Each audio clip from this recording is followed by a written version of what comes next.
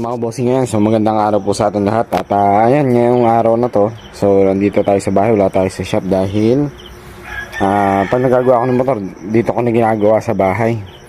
Ayoko na naabala pagka inaayos ko yung motor ko pagka sa shop at minsan may dumadating.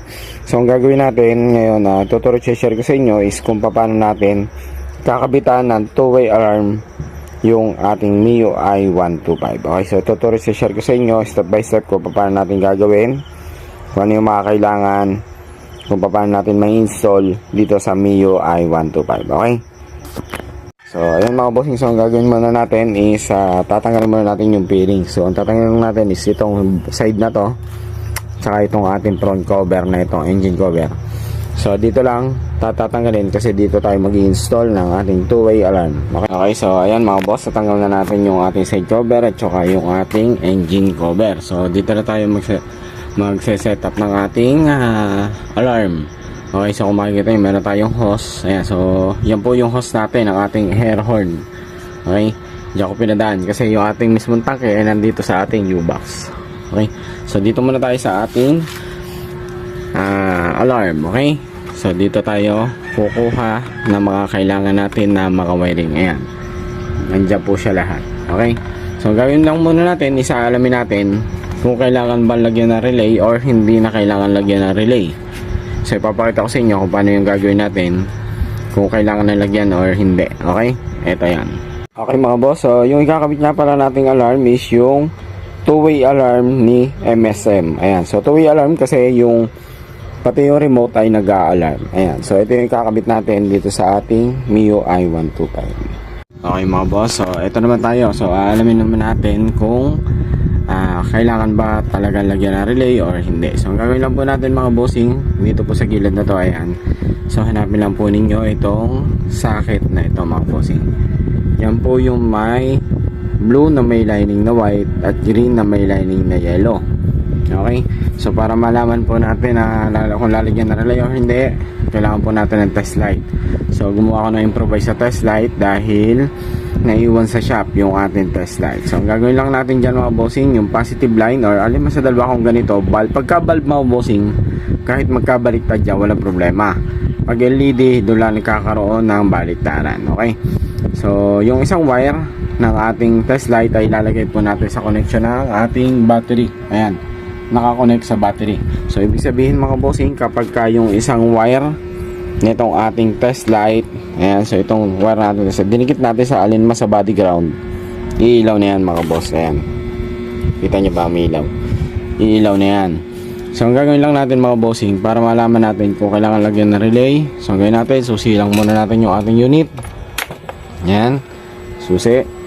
Then check natin, tusok natin dito sa may blue na may lining na yellow, itong ating ground. So pag umi-start yan mga boss, ibig sabihin kailangan natin hindi na natin kailangan maglagay na relay. So pag hindi siya umi-start, kailangan natin maglagay ng relay. Okay, so testingin natin. Okay, so ayan, nakikita nyo mga boss, so hindi siya umi-start. Okay, so doon sa mga model na ibang model na Mio i125, so hindi na kailangan maglagay na relay dahil kapag itong ating test light, tinusok natin dito sa may blue na may lining na white, pag hindi na kailangan na lagyan ng relay, yan po ay i-start na ng kanya. So yung kulay blue ng ating relay ay dito na po natin ilalagay kapag hindi nalalagyan ng relay. Pero kapag lalagyan ng relay, gaya nyan, ayaw nyo mag-start, so ayun ang gagawin natin mga bossing. Papakita ko naman sa inyo paano natin lalagyan ng relay para mapagana natin yung push button starter gamit yung ating remote. Okay, okay, so mga boss, ayan, so na-wiring na natin yung ating two-way alarm. So dito natin nilagay yung ating module sa ilalim kasama ng ating computer box. Ayan, so yan yung installation natin. So ipapakita ko naman sa inyo is paano natin siya in-install. Okay, so umpisahan natin mga bossing dito sa ating dalawang yellow wire ng ating module. Okay, ito yan mga boss, yung dalawang yellow wire mga bossing, ito po ay papunta sa signal light. Positive na dalawa na ating signal light. So ito mga bossing, kahit po magkabaliktad kayo ng lagay, whether it's right or left, wala pong problema kasi hindi naman po talking alarm yung ating kakabit, two-way alarm lang po ito. So kapag ka talking alarm, so syempre meron siyang turn left, so turn right, so kailangan nyo itama kung alin nyo sa left at alin nyo sa right. So ito naman is to, two-way alarm lang, so kahit magkabaliktad. So hanapin po ninyo itong ating socket na ito papunta doon sa ating stoplight. Ayan, itong socket na to mga bossing. Ayan. So hugutin ko siya para mas madali nyo makita. Okay, hanapin po ninyo yung dalawang wire. Yung dalawang wire na yun, yung ating unang wire is yung ating solid black, solid brown, at saka yung solid green. Ayan, dark green pala ito. Ayan, dark green at saka dark brown. So tag-isa lang po siya ng wire. Ayan, tinap ko na lang siya dyan mga bossing. Ganyan po yung pagkakakabit ko.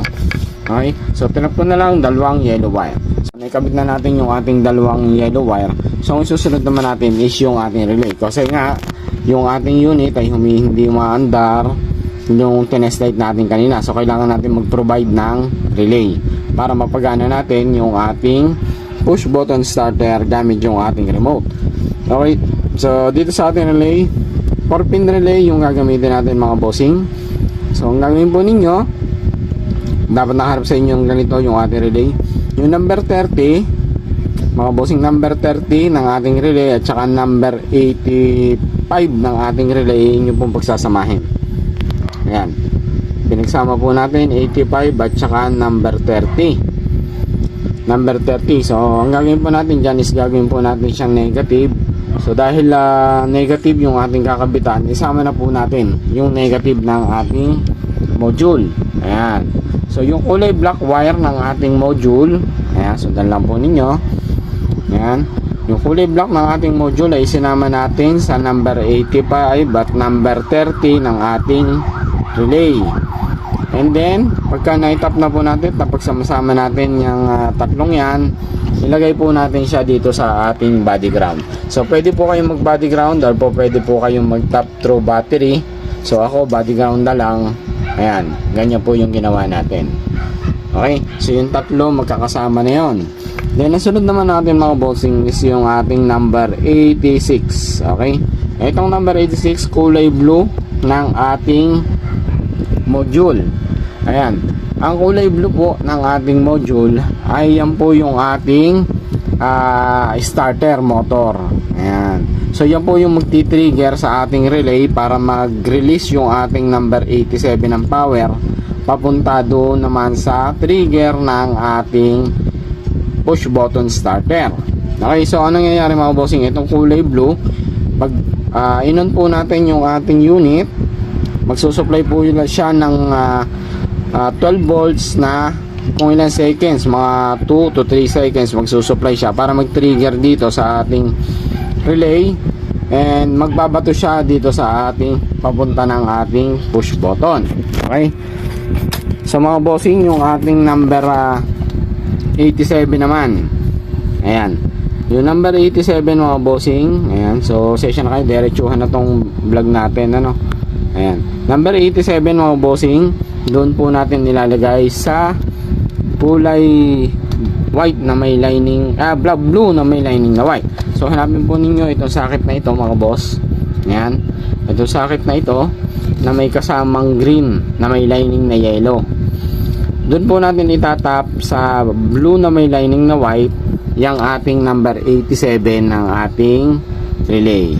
Okay, so kompleto na tayo doon sa ating relay, then doon sa ating number 87.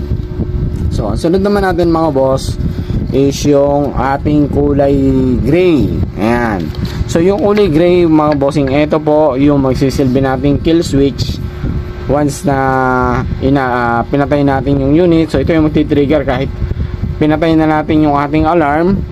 Halimbawa meron silang dalang susi, kahit yung susi nila hindi nila yan mapapandar kasi naka-trigger itong ating kulay gray. Yung kulay pink naman mga boss, hindi natin gagamitin niya kasi same lang din naman sila ng function. Yung kulay gray mga boss, ayan, hanapin naman po ninyo itong socket na ito. Ayan, yung socket na yan mga bossing na may magkasamang blue na white na may lining na blue at white na may lining na red. So ang gagawin natin, yung kulay gray natin mga bossing, dito natin itatap sa ating white na may lining na red. Ito po yung positive, ng ating pulser. Okay, dyan po natin siya ilalagay. Then ang naiiwan na lang po natin is yung ating orange at saka yung ating red wire. So yung orange mga bossing, dito po naman natin nilalagay sa accessories wire ng ating unit. So ang accessories wire po ng ating unit ay ang kulay brown. Ayan. Dahil dito meron tayong katabing malapit na brown wire. Ito, dito na lang po natin itinap sa ating ignition coil. Ayan, dyan na lang natin inilagay. Nakatap lang yan dyan mga bossing. Huwag po kayong maglalagay dito sa ating orange wire ha. Hindi po porket orange yung module natin, ilalagay nyo rin doon sa orange wire ng unit. Hindi po color coding yung parehas ng ating module at ng ating color coding ni Yamaha. Okay, so dito po natin, ito ay naging kulay pink lang kasi kapos yung ating kulay orange wire. So dinugtong ako lang. Ito po yung orange wire. Diretso po dito sa kulay brown wire ng ating unit. So sunod naman is yung ating red wire. Ito na yung positive ng ating motor. Ayan. So positive, diretso po natin niya sa positive ng ating battery. Ayan. So yung ginawa ko, hindi ko na siya tinap dito sa battery. Dito ako kumuha ng tap. Ayan. Kasi para dumaan siya sa fuse. Ayan. So yung fuse kasi natin is yun. Para dumaan ng fuse yung ating alarm. So hindi na tayo malalagay ng fuse na bukod. Ito na lang yung gagamitin natin fuse. Okay? So tapos na tayo.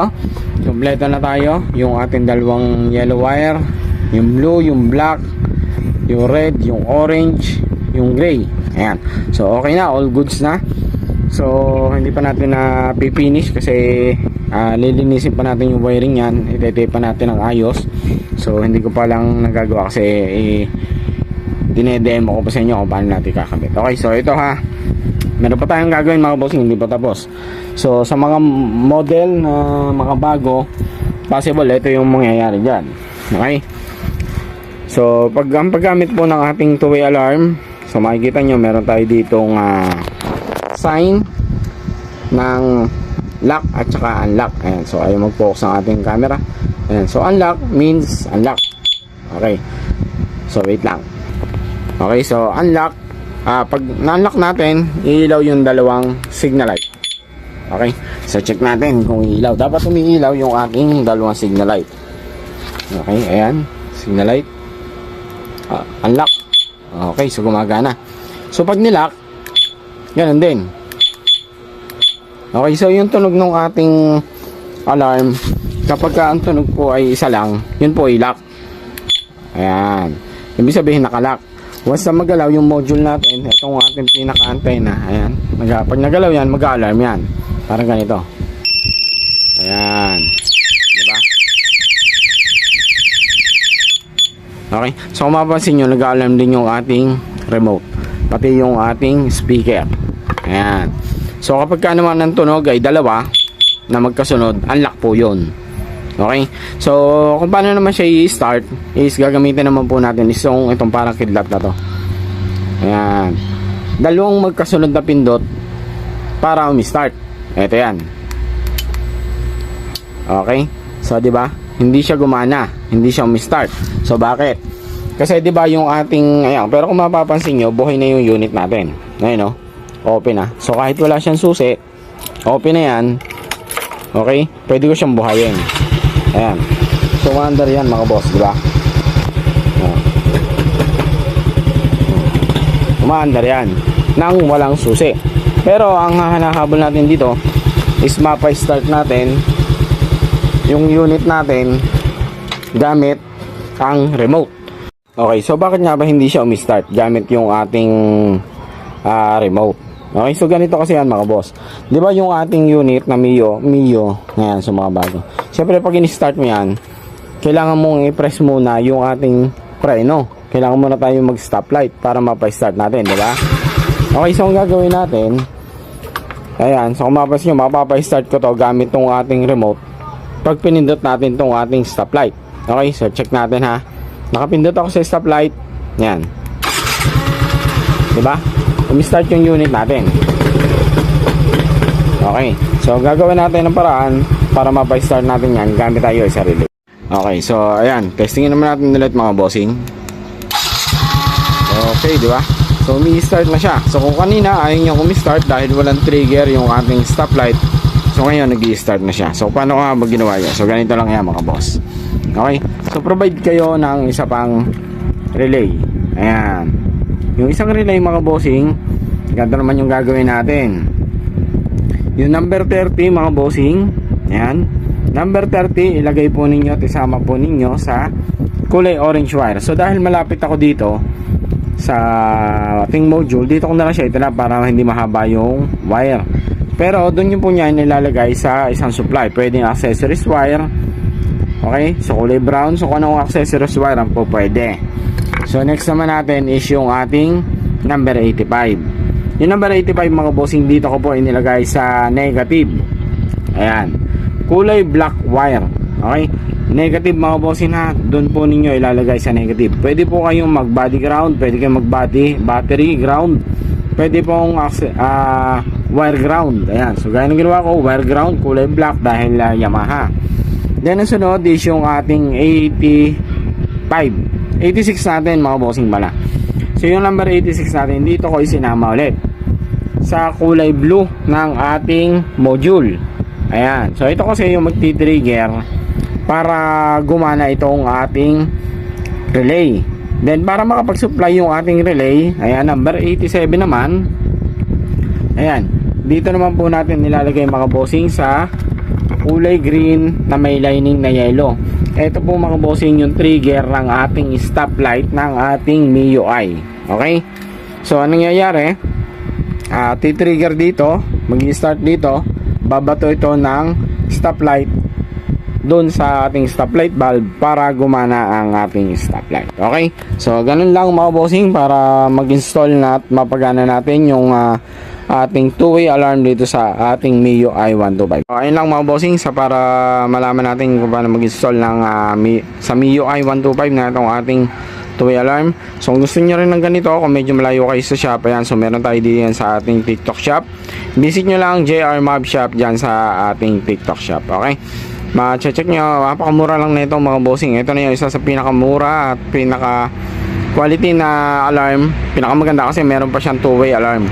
So dalawa yung alarm nito, yung isa yung parang pakotse lang yun, so yun na hindi ko lang alam kung saan ko nailagay. So ito lang kasi yung ginagamit ko para kahit pwede kong i-silent kasi yung ating unit gamit itong ating, so mag-alarm lang is yung itong ating remote, pero hindi nag-alarm yung ating unit. Okay, so sunod na video natin yung mga features ng ating alarm, pakita ko sa inyo kung paano ang mga features ito. So yun lang mga bossing, maraming salamat. So till next video, God bless sa inyo lahat, ride safe mga boss.